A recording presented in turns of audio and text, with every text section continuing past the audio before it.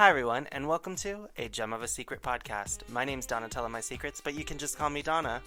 And my name is Coco Gem Holiday. How you doing tonight, Coco? I'm doing okay. I had a rough day. Yeah. Oh my gosh, I've had a rough day. Prior to today, how are you doing coming back from Austin? Oh my god, the Austin International Drag Festival was fabulous. Oh my god, I loved every second of it. It really was a cool experience. That's awesome. That's awesome. Yeah, I really got down with that this year. It was super cool.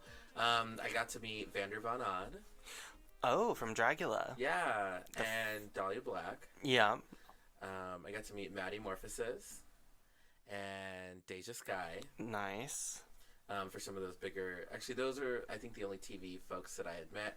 But from Camp Wanakiki, I finally got to meet Vivian Vendetta St. Clair.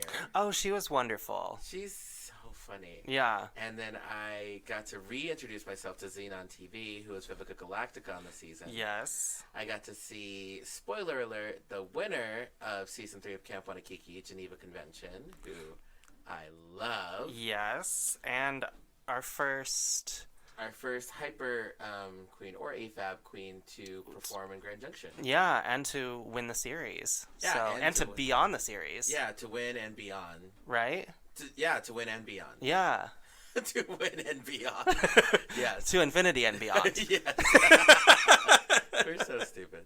So, yeah, I'm really excited for her. Like, I think that's really amazing. What was I going to say about her? She is like one of those few people who, actually, this is interesting to you about her. So she hurt herself on Camp Wanakiki, and so now high heels give her massive pain. So now she wears cowboy boots or like a wedge. Yeah. And she doesn't really perform in heels anymore after hurting herself on the show. It's actually a really, the way that she performs is like kind of amazing. She's super campy and funny, and she's super creative in her own rights. And I think the stuff that she does is just so artistic, and I love it. Yeah. I liked the post that you shared today from Loris about that. Yeah, actually, I saw Geneva. Geneva actually was one of the ones who wrote on there about her knee problem. And yeah. The thing is, I actually wrote on Loris's status that, like, when I'm coming out of a gout attack, I will have phantom gout. No, actually, not phantom pains. They're actually real pains. Like residual gout pains after I'm done having an attack for like up to like a couple of weeks after, and depending on how my foot is placed in heels, it can like, it almost feels like it's resparking the attack, but it really is just like massively painful. Yeah. And so like I basically said on Loris's status that I'm kind of just sick and tired of explaining it to people, because I'm like, just because it doesn't hurt aggressively in that moment, sometimes it's like the pangs are just like really intense, and so that's why I don't wear them all the time, because of that. And so, listeners, for context, what Loris's status said was that it is ableist to give other queens shit for not wearing super high heels, because you don't know what medical problems they are going through or medical issues they have currently. Yeah, absolutely. And I definitely agree with that. I think we need to stop being elitist about drag. We really do. Yeah, it feels that way, because actually there was this performer who did a number about ableism, and they had a video thing in the back, and it was all captioned, and there was a song about how not to be ableist. Like, you know, you should maybe consider always captioning, like always having a projector, always having your captions up when you're performing, things like that, to give everybody that immersive experience into your drag. And it just was like, it was just like really interesting, like just some of the things that you never really considered about drag, and like making it accessible for everybody. Like we even think about like dressing rooms in the basement, right, with no elevator. This venue was no different. There's no way to get up on that stage without going up those stairs. It just was it was a whole nother experience. It was just so cool to listen to. And in Portland, we do kind of prioritize accessibility, but it's clearly not at the level yet that it needs to be still. And so that was just really cool watching somebody else like kind of talk about that. Yeah, for sure. I forgot to ask, what are you wearing this evening? Well, I feel like it's only appropriate because I quoted Buzz Lightyear earlier that I'm dressed up as a glamorized Buzz Lightyear. So. Okay. To infinity and beyond, work. Yeah, no, that makes a lot of sense. So I'm doing a Geneva Convention cosplay right now. So Oh I'm yeah. wearing leopard print everywhere, with some cool cowboy boots and definitely a mullet. Oh, nice. Yeah, I'm wearing a Nice. mullet. You're like the Jessie the Cowgirl to my Buzz Lightyear, except a Just little. Yeah. Oh my goodness. Um, yeah, and so some other things about the festival is like so Vander did a really amazing number where it was kind of like a burlesque number. They just kept getting more naked, and then Yeah. they had this like little broomstick thing that was like on this like platform, and so they just got on it and like spun themselves around on this. I Like, love broom that. and they're flying, and it was actually really cool Yeah. to watch. I did get to see Dahlia Black's number. Uh-huh.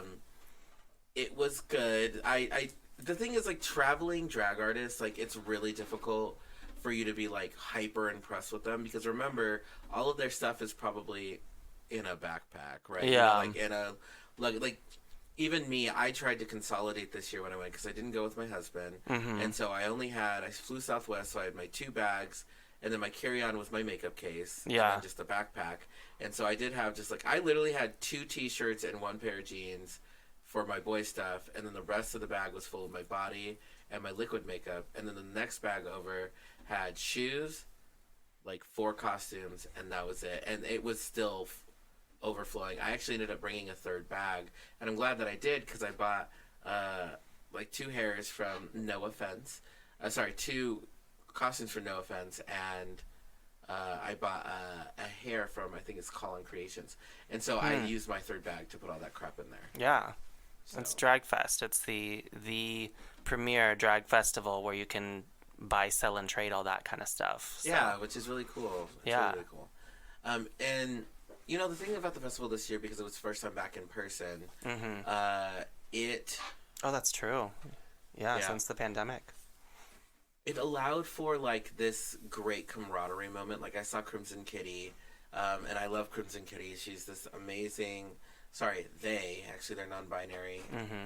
Not now. Obviously, they've come out as non-binary for a very long time now. But they in and out of drag go by they them pronouns, and they're just this amazing drag artist who does such dynamic bullshit, and it's so great.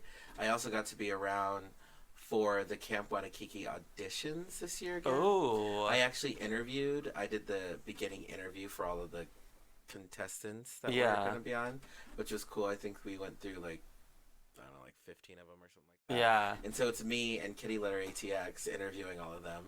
And Yeah. so Kitty got all of the shtick questions. I got all of the real questions. Yeah. And like I was trying to be so bubbly about it, like Yeah. hi, blah, blah, blah. Like this is like it's so funny, like it's so weird being an actor. I could not remember my lines to save my life. They're like, Coco, this is what you need to say, and I was like, that's 3 sentences. Yeah. And they're like, you won't remember that? I was like, it's too many. I'm not an actor, and I've been drinking. Yeah. And they're just like, so they had to feed me my lines 1,000 times. Wait, were they filming the auditions? So, because everything about Camp Wanakiki is just a little bit of a shtick, right? Yeah. And so we were filming, like, the way that this worked, and it's actually not giving too much away. It's just like the way that it worked is like we were doing like people were. We were filming auditions. It's kind of how it was working, but we're filming like a little prequel thing to their auditions. Ah, okay. Yeah, so Nice. that part was just a little bit more difficult. Yeah. Well, And- that's exciting. Yeah, so I'm not going to say who auditioned, obviously, because that Yeah. would ruin things. But yeah, so me and Kitty Litter ATX got to do that together, and that was really fun. That's and cool. exciting. That's really cool. And I'm just such a bad actor. Yeah. I'm just so bad about it. So, were you in Austin while the finale for Drag Race was happening then? Yes. Were you able to go to viewing parties or anything? I or- was invited to attend one while I was there, but I was sleeping most of my trip. Yeah. And so I didn't get a chance to make it out to it. But it was so funny because we were watching it downstairs. Yeah, because what episode did it come out on Friday or Saturday? I don't remember. But, Friday night. so, yeah. Yes, that makes sense. So, I was watching somewhat of the finale. We didn't watch the whole thing. I was like, watching bits and pieces of it. And, like, it sounds like most people didn't think that, well, spoiler alert, that Willow like had it in the bag. Like a lot of people thought Lady Camden. Lady Camden. Yeah. Get it. Yeah, I don't know. I think from watching it, I kind of knew that it was going to be Willow from the get-go. I definitely, the way that they did performances is they kind of did it the way they did during season 8, where they each had like a song that was tailored to them. Mm-hmm. So if you remember, like Naomi had that like leg song that she did, and then Bob had her own, specific song, and same with Kim Chi. So I think that was kind of a neat opportunity. I don't think that it was really enough time for them to like showcase a lot of talent. Mm-hmm. And I think, if I were in charge of the finale, I probably would have like had eliminated one person and then had like the lip sync off happen after that and just extended it out a little bit longer, because it did feel like a little bit rushed at times. Is it true that RuPaul was wearing an old costume? I don't know. I mean, she always is. Most of the time, right? Okay. Yeah, she has like a big like closet full of old stuff that Zaldi or Bob Mackie or someone has made for her. Yeah, somebody said she recreated one of her iconic looks. Huh. So I was like, okay. Probably. I wouldn't doubt it. I think that, I met a booking manager who books like 12 of the Dragula contestants, one of the Camp Wanakiki people, and like does somewhat of the bookings for like 6 of the Drag Race people. And like 4 or 6. And what was really interesting about it was like when talking with people, because remember, like Portland to a degree, not to be offensive, is obsessed with itself. And so we don't really get on the map when it comes to like other drag places. Like, no. And so like everybody knew all of these people. Yeah. Like, which was so interesting to me. Like when Deja, this was so cool. Like because I was on the 9th floor, because it's special. Yeah. And I was a featured entertainer, and I was coming out of my room, and that's when like I just ran into like this beautiful queen. I was like, "Who are you?" I was like, "I'm Coco." She's like, "I'm Deja." That's how she said it. "I'm Deja." I'm like, "Boo boo, I've never met you." Like, calm your shit. The current season of Drag Race.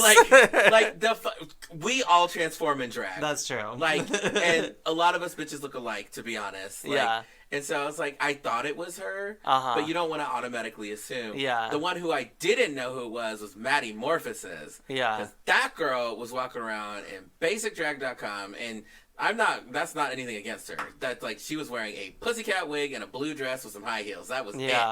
And she had just like the softest beatus face I've ever seen. Yeah. Like, that's what was happening. And so like I was like, why does everybody keep taking pictures with this girl in this blue dress over here? I mean, it was blue cocktail, nothing special. And I walked over, and I looked, and I was like, oh. I was like, "You're Maddie Morphosis, aren't you?" And she's like, "Yeah." I was like, "Can you get a picture?" She's like, "Of course." Yeah. So we just took a selfie, and that's nice. Yeah, she was super sweet. It's so weird to see them in person after just watching them the night before, in these huge extravagant outfits. Yeah. For the finale. And actually, what's funny, behind the scenes tea, is Deja, none of her stuff arrived. So she borrowed makeup from Cheeky Kant, who I love her. We actually met her the first year we were at Austin. And she borrowed a costume from Mama Rose, maybe. I think that's where she borrowed it from. And then she went to a shoe store to buy herself some high heels. She bought 2 brushes to use Cheeky's makeup. She actually did her own makeup with Cheeky's makeup with 2 brushes. Damn. She looked beat. And then she tried to borrow Cheeky's hip pads, but they were nothing to be desired because Cheeky's so tiny. Yeah. So she had to borrow hip pads from... Oh, there was somebody up there that I can't remember the name. I'm so sorry, person. But yeah, she borrowed hip pads from another girl. It was so crazy that she, her whole package was brought together. And when she's coming down the elevator, she's like, "Oh God, I hate wearing new shoes." She was wearing some high heels. That would suck at the festival to break in some new shoes. Yeah. Oh. But she turned the party with that mix. It was. So I got to have, before I break, I got to have this moment with Deja. So she de-dragged, except for her face. But obviously she had to give all her stuff back, right? Mm-hmm. So she came down to the downstairs bar. I was talking to one of the Sugar Baker twins. I think Cherry Pie is who I was talking with. And Deja comes up just in face, and she's like, "Where do we order food?" And I was like, "Oh, it's right here." And she's like, "Cool." And so she sits down, and then so her and I got to have this like really long conversation about drag and the show and like all this other stuff. And I ordered her a cocktail, and we got to just chit chat. And I was like, "Who did you think was gonna win?" And she's like, I thought Lady Gaga might win. Honestly, she's like, yeah. But it's so weird because like it's the editing really matters. Yeah, it does. Right, because they see everything. Like, I always tell people I wasn't disillusioned. I thought Tora would win my season of Camp on Kiki, but when they edit it and put it together, you're like, oh, maybe she might not win. Yeah, for sure. So it's stuff like that. Oh, I also learned that they're not allowed to be on podcasts unless you just lied to me. I mean, she coulda. She coulda. But I forgot to ask Donna, how are you doing this evening? I will let you know after this brief break.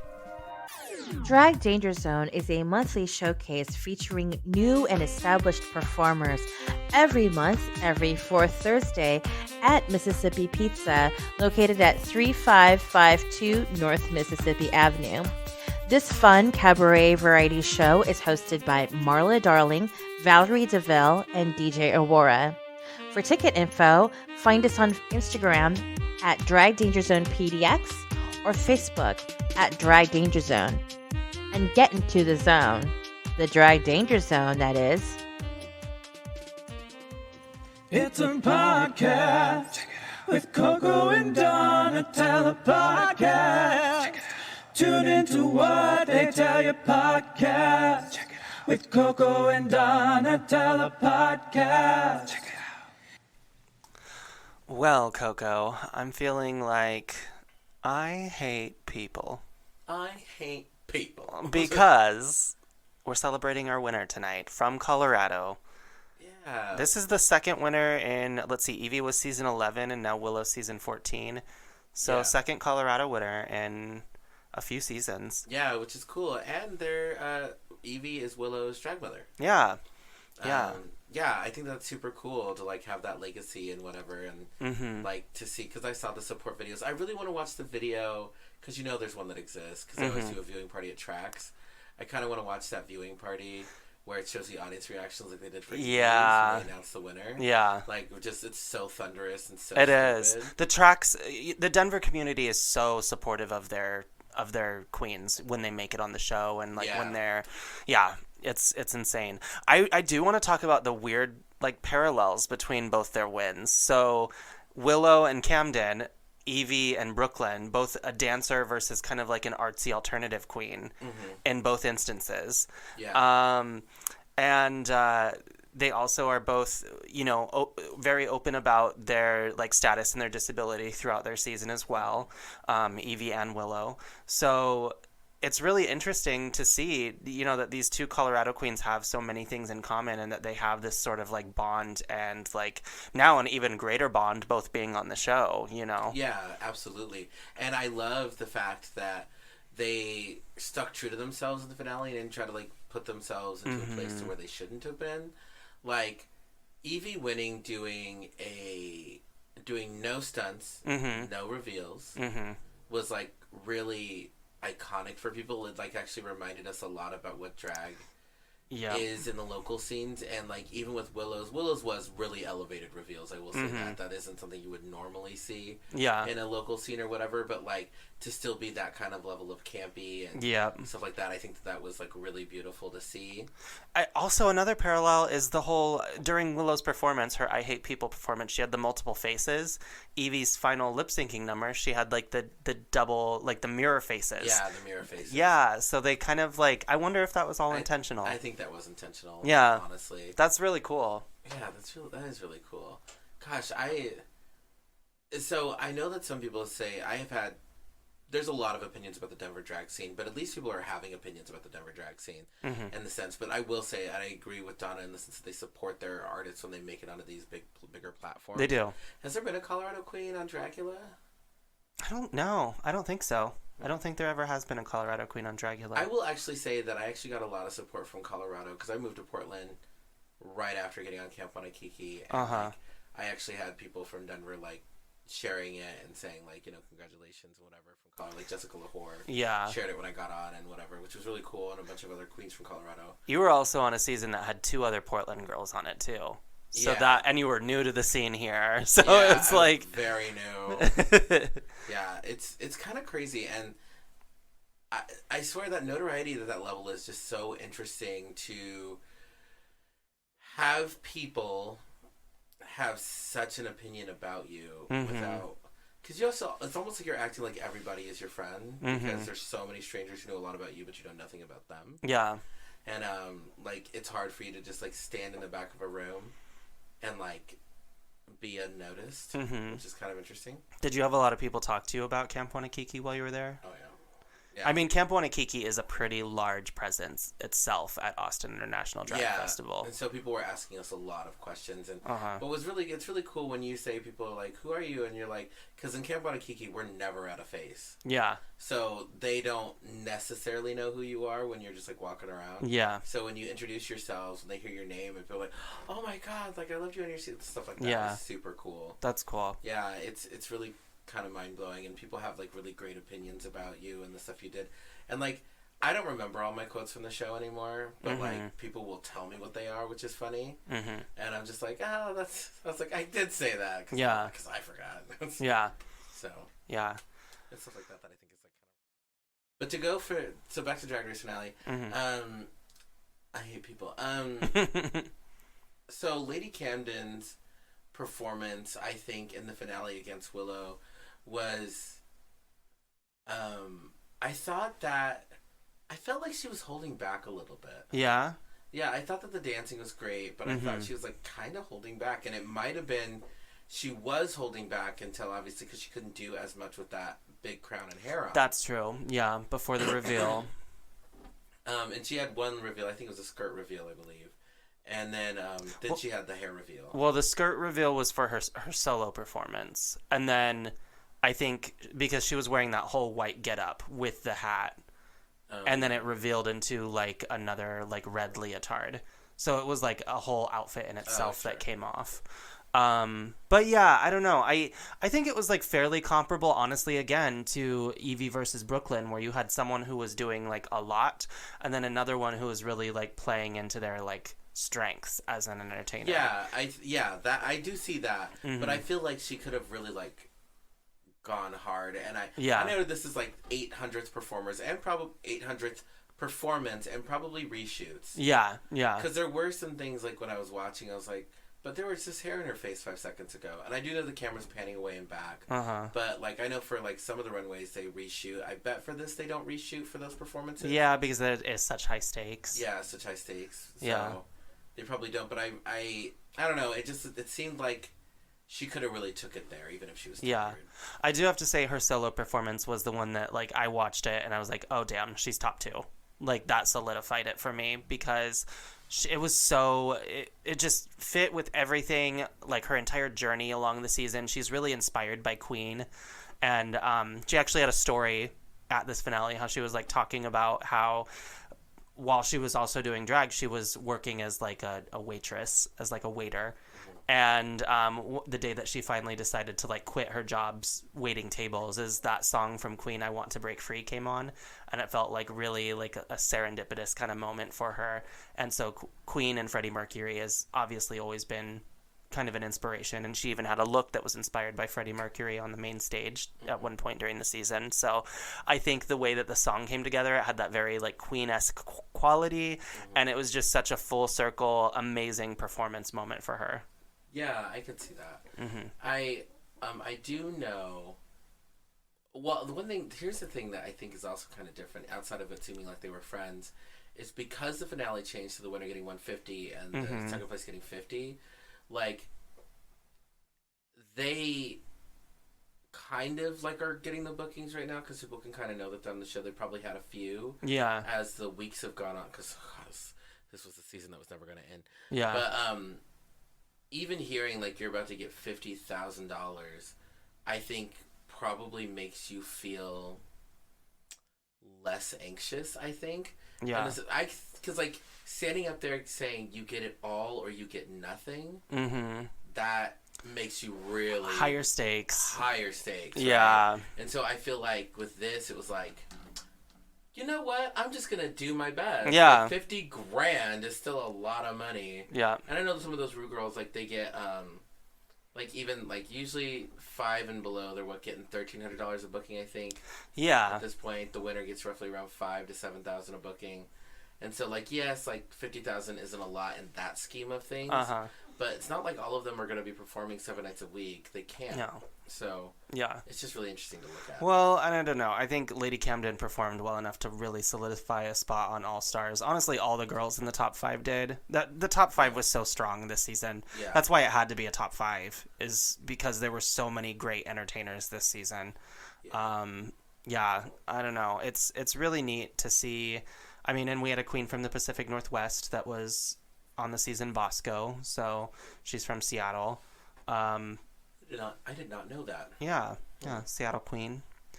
But yeah, congratulations to Colorado once again.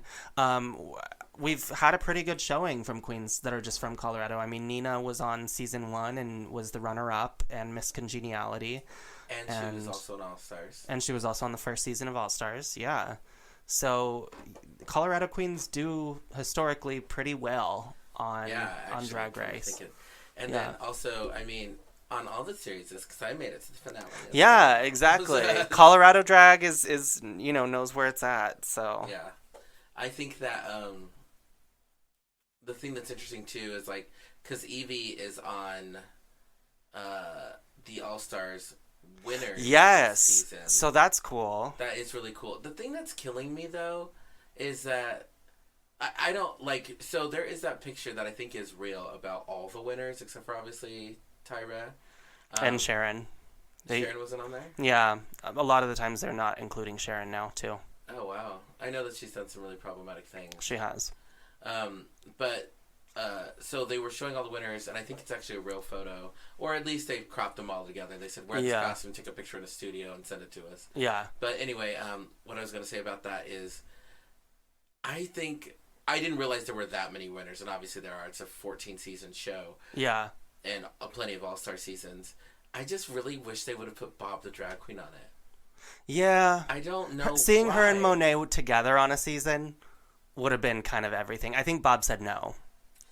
Bob said she wasn't asked. Really? Yeah. Yeah, she was in an interview. She was on our podcast, and she said, the people were like, Bob, why weren't you on the All-Stars winner? She was like, I wasn't asked.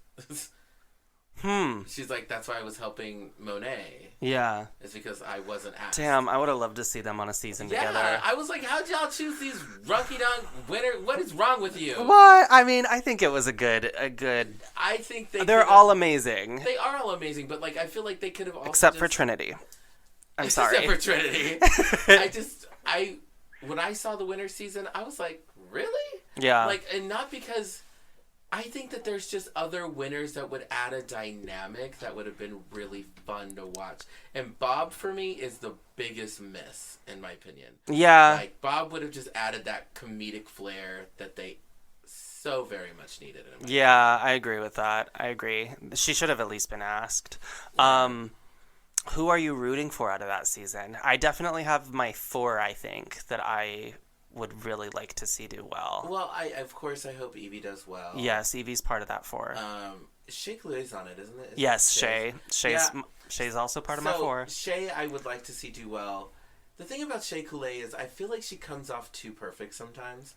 Like, she's just so good at what she does. Yeah. That sometimes it's not as entertaining to watch in the sense of, like, the background stuff, but to watch her runways. Watching Shay's runways are always so fun. Like, I love that. Yes. Aspect of her. All the runways are going to be fucking stellar this season. Yeah. It's going to be so cool to watch. I would say the 4 that I'm most excited about are those 2, Jinx and Raja. Jinx. So, Jinx, I do want to see Jinx do well. I'm going to be so interested if she actually claims Portland. That will be interesting, huh? Yeah, because she lives here now. The funny thing is she lives here now, and nobody tries Nobody tries to, like, book her for anything, which is so weird. I wonder if people are actually trying to book her. I don't know. I mean, she does have the whole, like, House of Monsoon, which I don't... Okay, so I don't know how much she's actually there. I performed at the House of Monsoon when I first moved here for, like, a charity event, and she obviously was not, like, living there full time, but, yeah, I don't know. It's an interesting thing. I do wonder if she's going to bring up Portland at all. But yeah. Wait, who's the other one you said? You said Jinx. Raja. Oh, Raja. I'm excited to see Raja because Raja was actually one of my initial favorite winners from the series. She's also the only Asian winner in the U.S. series to win. So. Yeah, Raja makes sense. Yeah. I could see that. I think my top three probably are Shay and Evie. Yeah. And I want to see Monet do well. The Vivienne having an international queen is going to be interesting. Yeah, that will be interesting. Mm-hmm. I wonder why they did that. I like it. I like it. I like it a lot. Yeah. I'm sure it had to be hard to get like the correct visas and everything for that. Oh yeah, absolutely. Why do they have Bob? Like I know. Bob would have been fun. Yeah. Who was the winner after Bob? See, so Bob was season 8. That would be season 9. Season 9 was Sasha Velour. Wait, Sasha's on it, isn't she? No, she's not. No. And neither is Simone, right? No. Like, I feel like there were certain dynamic. I know that they were playing, like, mix and match with... And then, this is what a lot of girls said. They're like, oh, well, some of them are really busy and blah, blah, blah. And I love how Bob was like, I wasn't asked. I ain't got shit to do. I know. That is funny. God. I do want to clarify, so the reason why I said everyone except Trinity is... Everyone except Trinity. Okay, so does everyone know about She Devil by Night? What is that? It was a Reddit account that was someone parading around as a black trans woman who was defending Trinity. Oh. And it basically people looked at the Reddit history, and it was found out to be one of Trinity's previous like accounts. Oh, I did see that. Yeah. So that is the one thing that I'm like, Trinity the Tuck has put a not so great taste in my mouth. So it's like... Oh, I remember that, actually. Yeah. So the whole She Devil by Night thing. And like it is, a lot of it is speculation. I don't know. From what I understand, she pretty much like boomered herself in the entire situation because she didn't realize that Reddit had like your history. Oh, yeah. If you had like changed your username and everything like that. So... Yeah. Yeah, I remember that. I actually remember being really disappointed by that. Yeah. Like, why would you go on Reddit and try to make your... Whatever. Well, and especially like masquerading around as an identity that you are not. Yes. Like... Oh, yeah, because to make... Oh, my God, I remember all that, too. Yeah. Oh, God, that was so messy. It is. Yeah. So, and I'm not bringing it up to be like, cancel her, but it also is, it's like, I don't know. I think it does make sense that both her and Monet are on it because they are the tied winners of their All-Star season. Right. So it is good to kind of see like how they're going to separate themselves from that and bring themselves into this new competition and like really see how they'll, rise to the challenge. But yeah, I'm just not the biggest Trinity the Tuck fan, honestly. No, that makes sense. The other one I forgot is Jada Essence Hall. Yes. I'll be interested to see how she fares up. Well, it was interesting. I was watching the whole Entertainment Weekly interview with them, which Evie wasn't a part of because she was sick and wasn't present for the whole like press like round table that they did because she had to do her separately because she was sick that day. But Jada did mention that she really wanted this opportunity to come back because the fans very strongly felt that she didn't deserve her win. Oh. She said that a lot of the fans were upset that she won because they thought Gigi should have won that season. Oh. Mm-hmm. That's weird. Also, I think it's fair for Jada to come back because Jada was the winner during COVID. Yeah. And she didn't get any... No. Oh, she didn't even get to have her drag con. No. Like, And that's where to tour as much as the other girls. I mean, granted she has been touring and stuff, but the experience was definitely different for her. Yeah, well, no, because the season you win, that DragCon experience is... I hope they didn't set up this season just to let Jada win, because that feels icky, and I hope they don't do that. I don't know. I'm okay with this sometimes when they do the edit to where maybe she makes it to top, 4. Yeah. To, let people know that, yeah, she is great and she's wonderful. But, let's let it be fair after that. I think it's a good opportunity for her just to, let everybody know why she is the winner that she is, you know? Yeah. It's a good opportunity for her. And she doesn't have to prove herself. I was rooting for Jada during her season. I didn't really, I thought Gigi was a great fashion queen, but I loved Jada a lot more because I thought her charisma was, through the roof. Yeah. And, yeah, I don't know. I think it's really unfortunate that she feels that way because the fans get so galvanized behind their favorite that sometimes if it is a different result, they get really angry. Yeah. Let's talk about the scandal. That'll probably boost the views on this episode. Let's talk about the scandal about the pedestrian drag thing that Coco Montrese said online. Oh. It kind of went locally viral in Portland after my drag daughter, Britt Neon, had actually shared it. And that's the one that I got seen shared the most in Portland was the one that Britt shared. And so Coco Montrese had basically gone online saying something to the effect of pedestrian drag just isn't good enough for the stage or something like that. Yeah. However she phrased it. And I know that I could just read you the phrase, but y'all can find it. And what was so interesting to me about it is so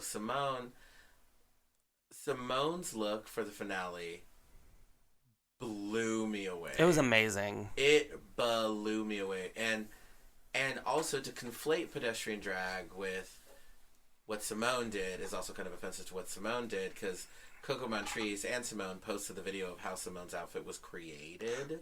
Stunning. The details. The plaster top with the stoned custom jeans, bell bottoms, everything. To consistently always have a wet t-shirt look. Oh my god, that's something that you would do with money. Honestly, you would be I want it to be a wet t-shirt all the time, all night long. And I was just oh, that's so elevated. Yeah. And the thing is, one thing that drives me crazy about what happened with Coco Montrese is that we all kind of knew what she was saying, but people really attacked her for it. And then it's funny, the people who are attacking her for it are people who don't wear pedestrian drag. Yeah. They're I wear pedestrian drag and I don't agree with this. I'm but you don't wear pedestrian drag. You know what she means. She's basically just saying don't wear gym clothes on stage. Yeah. That's all she's saying. Yeah, I think that obviously we need to be really careful with how we, say things because some of it can come off as elitist and classist. And that is something that we have to be really aware of. But I do think what Coco Montrese was trying to say is, if you are going to bring a look that is, bought from the thrift store or something like that, then there are ways for you to elevate it with your own creativity and limited resources. I mean, for instance, stuff that I've made has just been trash that I've had laying around my room that I've decided to glue together and put on a headpiece. It's there are certain things that you can do to elevate a look a little bit more with a hot glue gun and random items sitting around the house. And I think for me, that's what drag is taking trash and turning it into treasure or turning it into art.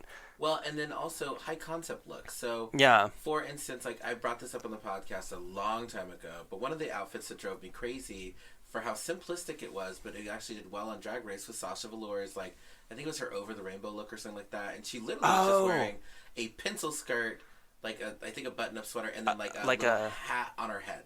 Yeah, it was a house. Yeah, I think it was a turtleneck, a yellow turtleneck, and then a little house on her head. Yeah, and a pencil skirt. Yeah, but it was all colors of the rainbow, and it but it was simple but effective. And it was really chic, and it was beautiful.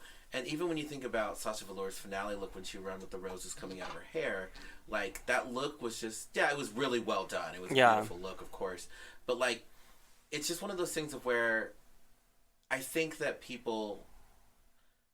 I know that people get caught up on the semantics and the word choices that are being used, but we all kind of knew what she meant, but people just want to attack her for it anyway.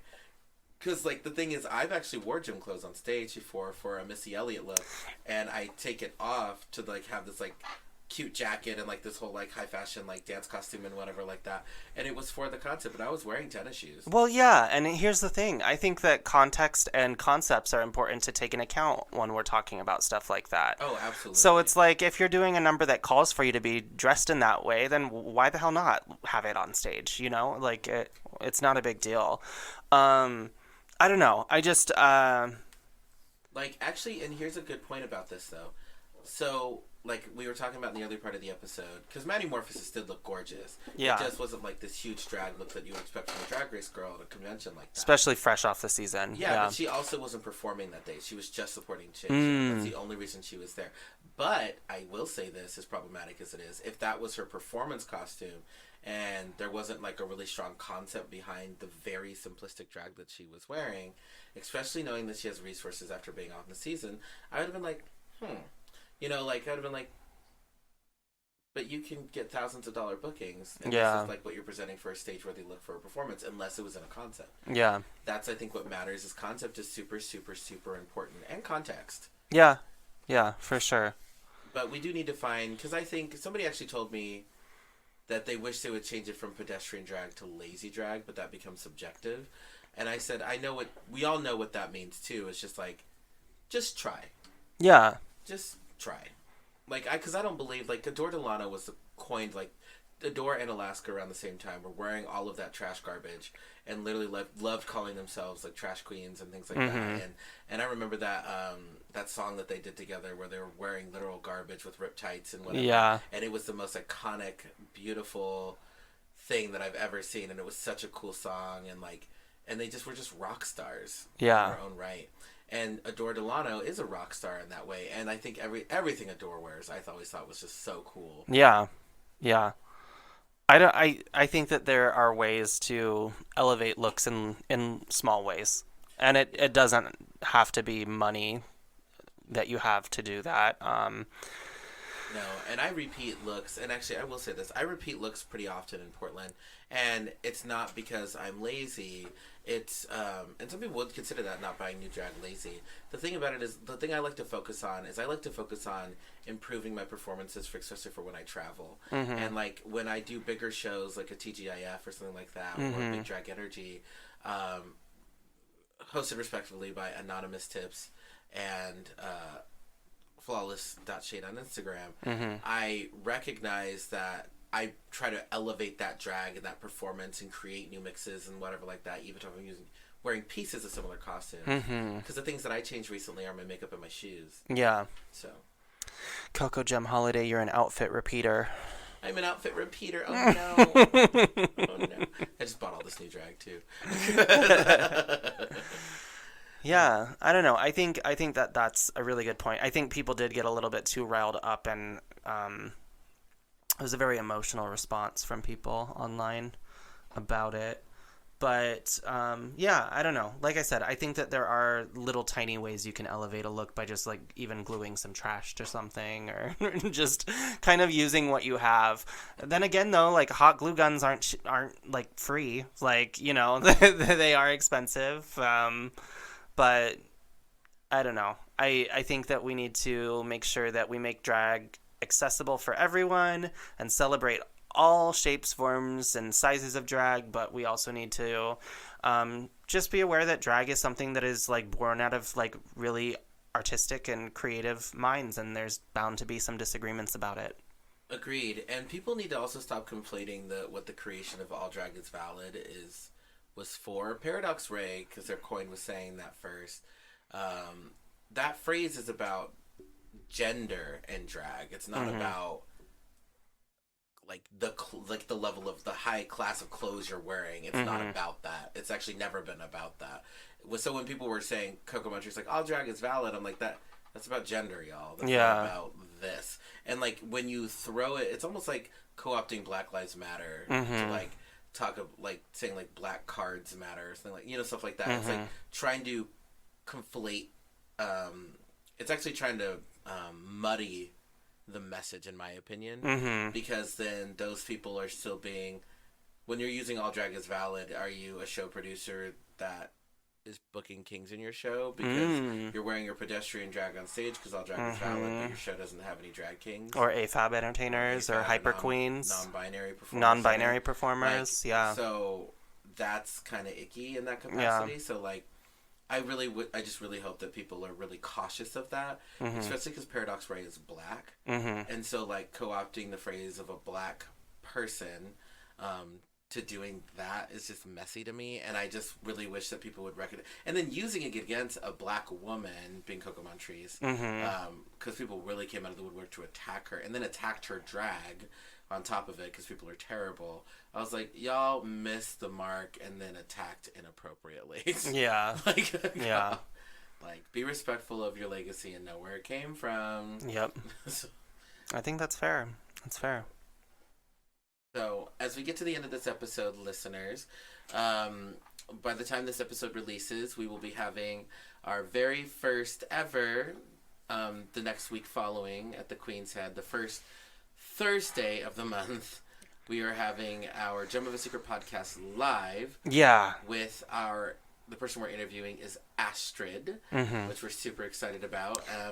Come watch us fumble through our tech run. Yeah. We apologize that the date has changed a couple of times. So many times. But we are set on first Thursday of the month now. So we hope to see you there, and we would love your support. Yeah, so... also, we are open to people. We've gotten this critique a lot. If anybody does want to record us new intro and outro music, you are welcome to do as such. Please hit us up on our website at gemofsecretpodcast.com. We're not necessarily in the market to have it changed, but if you have an idea for what you want to do for our intro and outro music, we'd be down to listen. Yeah, definitely. Yeah, I think that's everything. Thank you for tuning in again. Bye. Bye. This has been another episode of A Gem of a Secret podcast. The hosts of A Gem of a Secret podcast are Donna and Coco Gem Holiday. You can follow Donna at Donatella_MySecrets on Instagram.